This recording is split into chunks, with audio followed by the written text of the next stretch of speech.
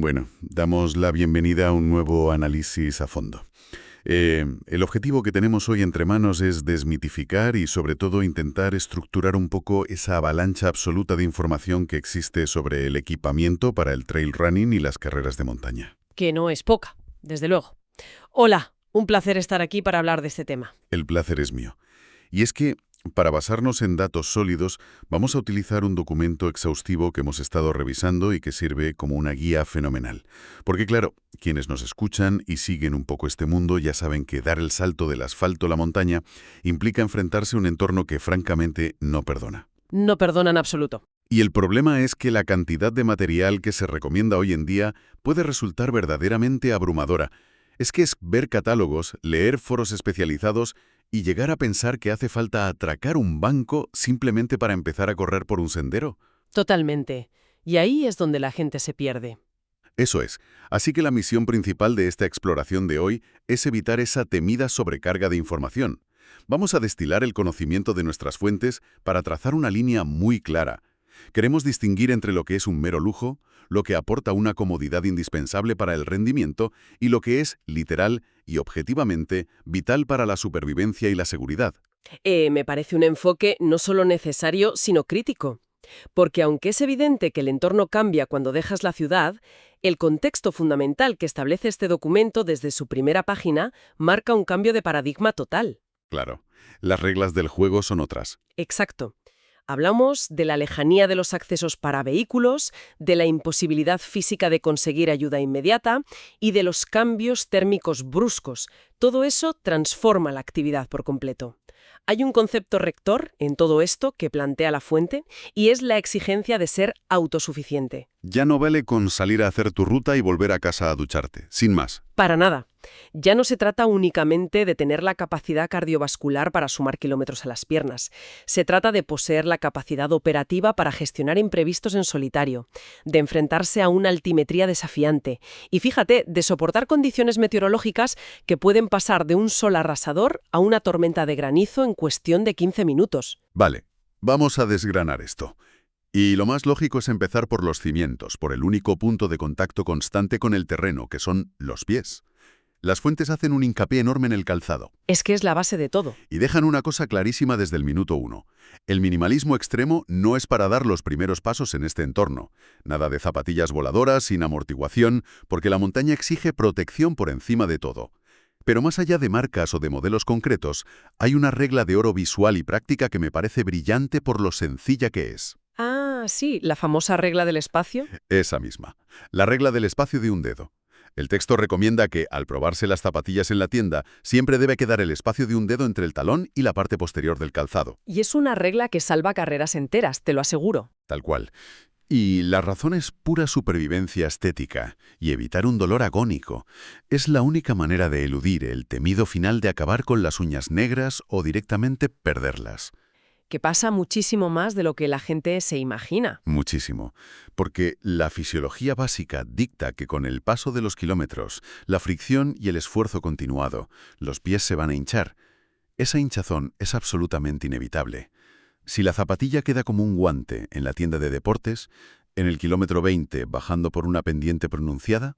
Se convierte en un instrumento de tortura. Exacto. Una tortura medieval donde los dedos chocan contra la puntera en cada zancada. Es de locos no prever eso. De este calzado. El documento entra en unos detalles técnicos muy precisos y va mucho más allá de la simple comodidad. Toma como ejemplo el agarre de la suela, el famoso grip. Que no es solo para no caerte.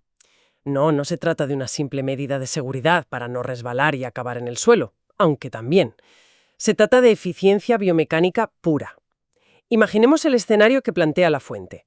Una subida interminable con un desnivel del 20% sobre tierra suelta o barro.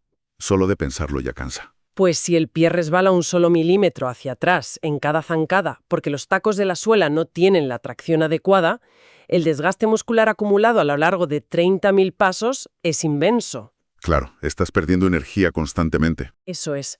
La cadena cinética se sobrecarga desde los gemelos hasta la zona lumbar de una forma brutal.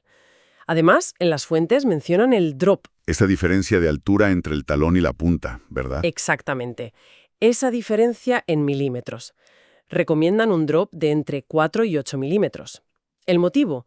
Favorecer un aterrizaje con el metatarso, es decir, con la parte media y delantera del pie. En lugar de talonar, como solemos hacer caminando. Justo. Al correr por terrenos irregulares, aterrizar con el talón es una invitación formal a sufrir un esguince.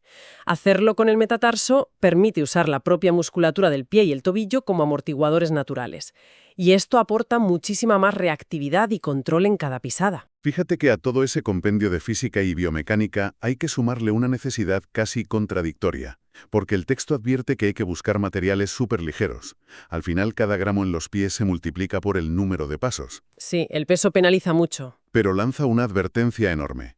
Esa ligereza nunca, jamás, debe ir en detrimento de la protección, porque debajo de esa suela con un agarre perfecto hace falta lo que llaman una placa antirrocas. Un elemento vital en terrenos técnicos. Claro, es una lámina interna que disipa la energía cinética cuando pisas de lleno una piedra afilada. Y lo mismo ocurre en el empeine, que debe llevar protecciones rígidas contra golpes. Es un equilibrio delicadísimo. Buscas volar sobre el sendero, pero no quieres volver a urgencias con una fractura por estrés. O con el pie magullado por cada raíz oculta en el camino. Esa filosofía de equilibrar agilidad y protección nos lleva directamente al siguiente estrato del equipamiento que bien podríamos denominar la armadura del corredor. Me refiero a la indumentaria. Que cambia radicalmente respecto a correr por el parque. Radicalmente. En un entorno urbano, la ropa deportiva cumple una función básica de pudor y de cierta comodidad térmica. En la montaña, la ropa se transforma en un equipo de supervivencia de primera línea. Resulta muy interesante ver cómo las fuentes originales, que recogen normativas de diferentes latitudes, utilizan una terminología muy rica. Sí, de hecho usan palabras como campera, calzas o medias. Eso es. Pero independientemente de si la prenda recibe el nombre de chubasquero, mallas largas o calcetines, lo verdaderamente vital es centrarse en cómo gestionan el microclima del cuerpo. El control de la temperatura y la humedad. Empezando por la capa base, el tejido que está en contacto directo con la piel. El texto exige que sea transpirable, sin costuras abultadas y, muy importante, con tratamientos antimicrobianos. Que la gente podría pensar que es por vanidad, para no oler mal al llegar al coche. Y nada más lejos de la realidad. Es porque las bacterias proliferan en el sudor durante horas, y esa proliferación en zonas de fricción es lo que genera llagas y rozaduras severas que te pueden sacar de una carrera. Y hablando de prendas que van más allá del simple confort, hay un elemento en la lista que el documento marca en rojo, subrayado y en mayúsculas. Es algo absolutamente no negociable. Sé perfectamente por dónde vas. Me refiero a la chaqueta impermeable y cortavientos, o como la llaman en algunas de las fuentes, la campera. Aquí es donde hacen una advertencia literal y sin rodeos. Dicen textualmente que no hay que escatimar. Es que es la prenda más importante. Si hay una sola pieza de equipo en la que invertir la mayor parte del presupuesto que tengas asignado, es esta sin dudarlo. Y la contundencia de esa advertencia tiene un respaldo estadístico brutal en los rescates de montaña. El texto establece que esta chaqueta es un requisito ineludible para cualquier salida que supere las 2 horas. Y la razón subyacente es el fenómeno de la amplitud térmica combinada con el enfriamiento por evaporación. Ese momento en el que dejas de moverte y te quedas helado. Imagina la escena. Un corredor puede estar a 25 grados sudando copiosamente en la base del valle. Al coronar un collado a 2.000 metros de altitud, la temperatura puede bajar a 5 grados, agravado por un viento fuerte. Menudo choque para el cuerpo. Si esa persona no lleva una barrera cortavientos, el sudor se enfría rápidamente sobre la piel. Aún peor es el escenario de un accidente menor, como un simple esguince. Que te obliga a parar. Te detienes, si el avance se detiene y hay que esperar un rescate durante horas, la temperatura central del cuerpo cae en picado. En esa ventana de tiempo, esa membrana impermeable de alta tecnología es, de forma muy literal, la barrera que separa un rescate incómodo de una muerte por hipotermia. Madre mía, es que viéndolo así no hay debate posible. Y esa caída brusca de la temperatura y la gestión de la humedad es lo que hace que los detalles que parecen insignificantes se vuelvan cruciales. Por ejemplo, hay un consejo en el texto sobre la comodidad que es de una brillantez absoluta por lo simple que es. A ver, cuéntame. Es simplemente llevar siempre un par de calcetines secos de repuesto guardados en una bolsa hermética dentro de la mochila. Ah, sí, un clásico que mucha gente olvida. Es que meter un pie en un arroyo oculto bajo la hierba, o cruzar un nevero y tener que correr las siguientes 4 horas con los pies empapados, es una tortura que destroza la piel. El simple hecho de poder sentarse en una roca, Secarse los pies y ponerse un calcetín seco aporta un subidón psicológico y físico indescriptible.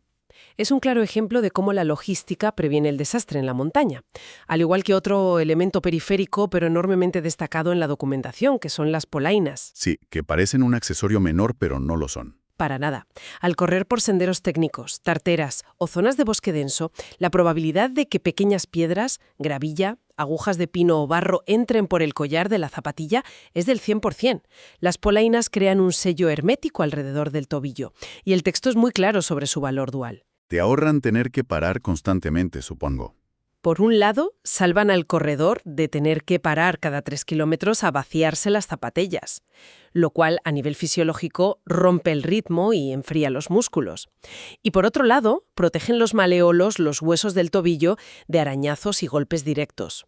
Todo ello aportando además elementos de alta visibilidad reflectante sin sacrificar la transpirabilidad del empeine de la zapatilla. En definitiva, se trata de crear una cápsula que aísle de las agresiones externas, pero permita al cuerpo ventilar. Ahora bien, acumular chaquetas impermeables, polainas, calcetines de repuesto, geles energéticos y agua plantea un problema logístico evidente. ¿Dónde se lleva todo esto sin que suponga un lastre inmanejable? La gran pregunta. Y así entramos en lo que podríamos llamar el centro de mando logístico, la mochila, que, para ser precisos, el documento define más como un chaleco de hidratación. La capacidad recomendada en las fuentes oscila entre los 5 y los 10 litros. Una capacidad perfecta para ser autónomo sin ir sobrecargado. Y la arquitectura de este chaleco es fascinante, porque tiene que comportarse como una segunda piel. Tiene que estar construido con materiales elásticos que compriman la carga para que no haya absolutamente ningún rebote con cada zancada. El rebote es el peor enemigo en una carrera larga. Y además, debe tener todos los bolsillos críticos en la parte delantera, sobre las costillas y los pectorales. El objetivo es poder alimentarse e hidratarse sobre la marcha sin tener que detenerse ni quitarse la mochila, manteniendo la inercia y la concentración en el terreno. Mantener esa inercia es vital para el rendimiento. Pero dentro de la capacidad de ese chaleco, compartiendo espacio con la nutrición, debe ir alojado un elemento que define verdaderamente el compromiso y la seriedad de este deporte: el botiquín de primeros auxilios. Un tema serio. Muy serio. Al examinar el contenido obligatorio de este botiquín según las fuentes, se disipa cualquier ilusión de que esto es solo salir a trotar al aire libre. Aquí es donde la cosa se pone realmente interesante. Porque cuando uno lee la lista de los componentes de ese botiquín, se da cuenta de que no estamos hablando de un puñado de tiritas en una cajita de plástico. Es un inventario que disecciona sistemáticamente todos los peligros del entorno salvaje. Es un reflejo perfecto de las amenazas reales. Evidentemente, parte de los cimientos de la seguridad pasiva. Una manta térmica de supervivencia y un silbato de emergencia. Son elementos que afortunadamente muchos chalecos ya integran de fábrica en las hebillas del pecho. Pero luego, el texto exige artículos que parecen sacados de un contexto totalmente distinto. Como por ejemplo, Un ejemplo perfecto: pinzas de depilar. Quien no conozca las realidades de un sendero escarpado podría pensar que es un error de imprenta. y tiene todo el sentido del mundo. La aplicación de esas pinzas es estrictamente médica y táctica. El documento señala su uso primordial, que es la extracción de espinas y astillas. Algo súper común. En senderos poco transitados o zonas de vegetación baja y punzante, el roce continuo es inevitable. O peor aún, al resbalar y apoyar la mano por instinto en el suelo, es muy fácil clavarse púas. Y una púa te puede amargar el día. Una sola espina incrustada en un dedo del pie o en la palma de la mano al usar los bastones no es una amenaza vital, pero altera por completo la biomecánica del corredor. Te empiezas a pisar mal para evitar el dolor. Exacto, se empieza a pisar mal y esa compensación asimétrica acaba provocando una lesión grave en la rodilla o la cadera kilómetros después. Extraer ese agente extraño rápidamente es prevención de lesiones puras. Qué barbaridad como todo está conectado. Y si seguimos revisando el kit, encontramos vaselina para gestionar la fricción en zonas de alto roce, vendas elásticas autoadhesivas para inmovilizar un esguince, desinfectante, guantes de látex, antiinflamatorios y crema antihistamínica para picaduras severas. Todo este arsenal revela una verdad irrefutable. Que la montaña manda. En la alta montaña, el corredor compite contra el desnivel. Sí, pero también se defiende activamente contra todo el ecosistema.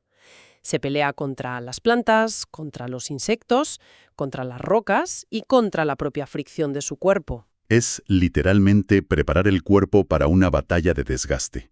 Y para ganar esa batalla, o al menos para regresar al punto de partida de una pieza, llegamos a la cuarta parte de nuestro análisis de estas fuentes: la visión, el apoyo mecánico y la navegación. Empecemos por esto último, la orientación. Fundamental. El documento comenta que adentrarse en la montaña moderna hace virtualmente obligatorio el uso de un reloj inteligente con navegación GPS, o como alternativa sólida, una aplicación de mapas sin conexión en el teléfono móvil. Y la justificación que dan no admite debate. No, porque perderse es sumamente fácil. A diferencia de una carrera urbana, la montaña carece de líneas continuas. Muchos senderos se desdibujan, las marcas pintadas en las rocas pueden desaparecer bajo la nieve o la vegetación primaveral, o una niebla densa puede reducir la visibilidad a 2 metros de repente. Perder el rumbo es una cuestión de un segundo de distracción. Si conectamos esto con el panorama general de la gestión de riesgos, la tecnología de navegación cobra un sentido de urgencia absoluta. Sin embargo, saber dónde se está nos sirve de mucho si ocurre un accidente y nadie más lo sabe. Ahí entra en juego la comunicación. Por eso el texto impone como norma inquebrantable llevar un teléfono móvil siempre encima. Y ojo, con la batería completamente cargada, apagado o en modo avión para conservarla si es necesario. Y no es un dispositivo de ocio para escuchar música, es un faro de auxilio. Es tu línea vital con el exterior. Esta exigencia tecnológica va de la mano de la regla de oro, el mandamiento principal de la montaña que subraya la guía. Siempre, bajo cualquier circunstancia, hay que comunicar a alguien de confianza el itinerario exacto que se planea realizar y la hora estimada de regreso. Es un protocolo de seguridad básico que cuesta muy poco cumplir. Exacto. Si el tiempo expira y el corredor no se ha reportado, esa información compartida es el único vector que permite a los equipos de rescate triangular una zona de búsqueda con probabilidades reales de éxito. Totalmente. El mejor equipo del mundo no sirve de nada si los servicios de emergencia están peinando el valle equivocado.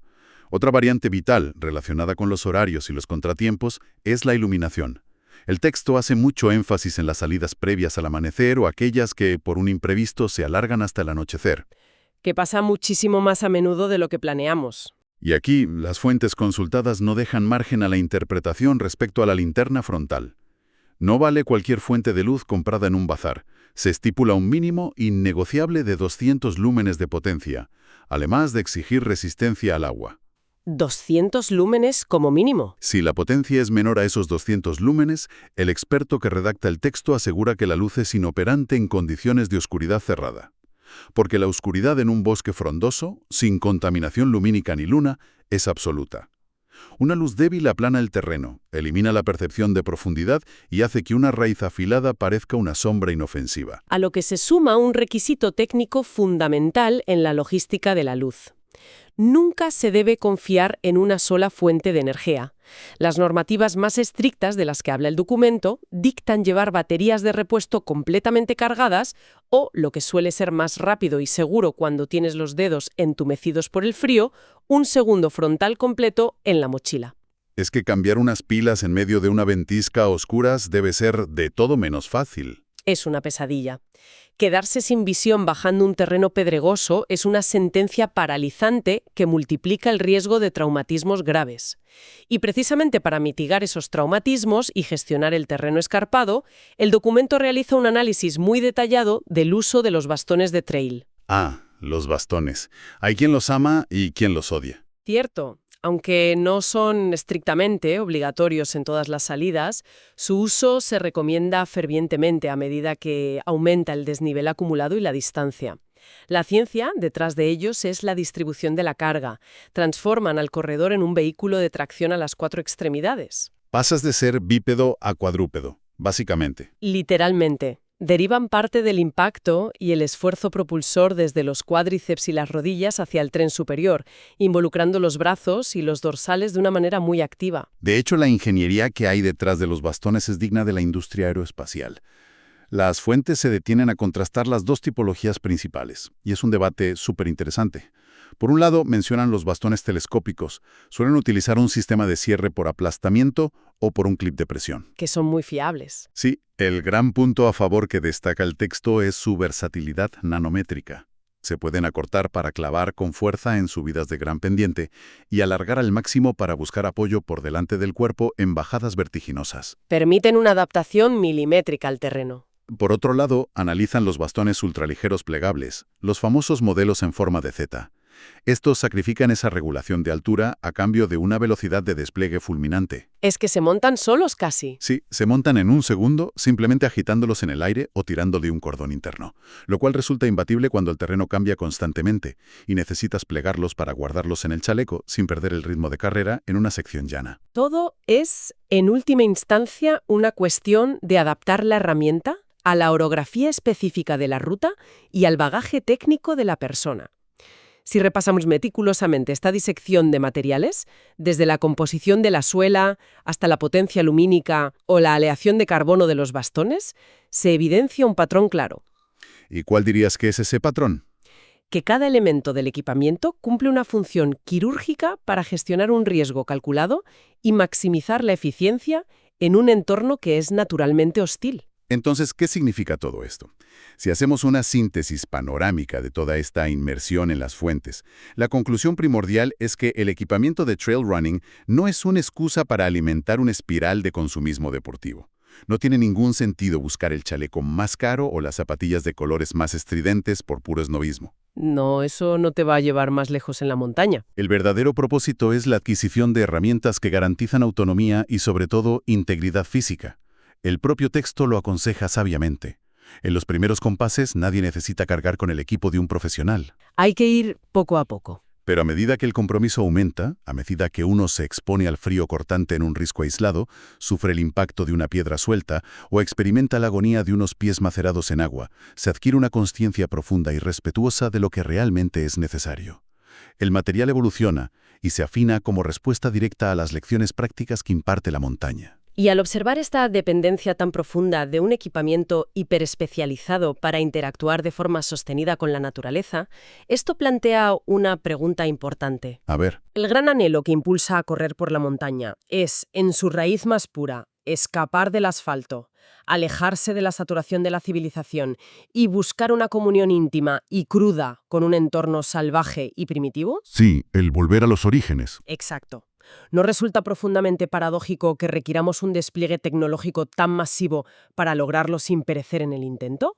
Hablamos de satélites orbitando la Tierra, conectados a nuestras muñecas, polímeros sintéticos hiperligeros, tratamientos antimicrobianos diseñados en laboratorios de última generación y métricas de lúmenes calculadas al milímetro. Es una contradicción brutal si lo piensas. La reflexión queda abierta al análisis individual de quienes nos escuchan. ¿Acaba toda esta tecnología de vanguardia aislándonos del entorno y creando una burbuja artificial a nuestro alrededor? ¿O, por el contrario, es, paradójicamente, el único puente viable que nos permite a los seres urbanos modernos adentrarnos en la inmensidad de lo salvaje con plenas garantías de regresar a casa? Qué concepto tan potente para dejar resonando tras este análisis. Es una ironía fascinante constatar que nos lanzamos al bosque en busca de lo primario, de lo ancestral, pero blindados y pertrechados con la misma ingeniería que usaría un explorador espacial. Literalmente, somos astronautas en el bosque. Ha sido un recorrido verdaderamente revelador a través de este ecosistema de materiales, demostrando que son auténticos salvavidas y potenciadores del rendimiento. Invitamos a la audiencia a que siga explorando estos conceptos y a que observe su propio equipo con una mirada nueva, interrogando a cada membrana, a cada cremallera y a cada costura sobre la función vital que cumplen la próxima vez que el asfalto quede atrás y el sendero comience a elevarse. Nos despedimos por ahora, esperando que este análisis haya arrojado luz, por supuesto, de un mínimo de 200 lúmenes. Como manda el protocolo. Exacto. Sobre las maravillas logísticas y los rigores de la montaña. Hasta la próxima. Ha sido un privilegio aportar perspectiva a este análisis tan rico. Que esta información sirva para seguir fomentando la autosuficiencia, el espíritu crítico y el respeto hacia los entornos que exploramos. Un saludo afectuoso y hasta la próxima ocasión.